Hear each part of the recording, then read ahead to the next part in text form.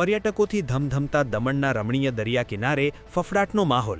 રવિવારે મધરાતે દેવકા રોડ પરની સાંધિયા શેરીમાં લટાર મારતો એક કદાવર દીપડો સીસીટીવીમાં કેદ થયો અને ત્યારબાદ તે ટેક્સી સ્ટેન્ડ નજીક આવેલી એક બિલ્ડિંગના ત્રીજા માળે પહોંચી ગયો।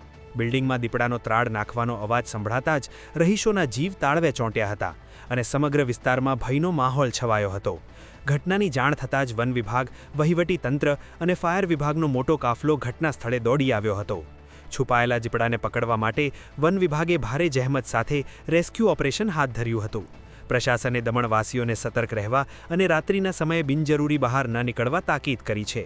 રહેણાંક બિલ્ડિંગના ત્રીજા માળ સુધી પહોંચેલા આ શિકારી જાનવરને પકડવા માટે પાંજરા અને સીસીટીવી કેમેરા પણ ગોઠવી દેવામાં આવ્યા છે। માનવ વસ્તીમાં વન્યજીવોના આ વધતા હસ્તક્ષેપ અને સુરક્ષા વ્યવસ્થા વિશે તમારો મત કોમેન્ટમાં જણાવો।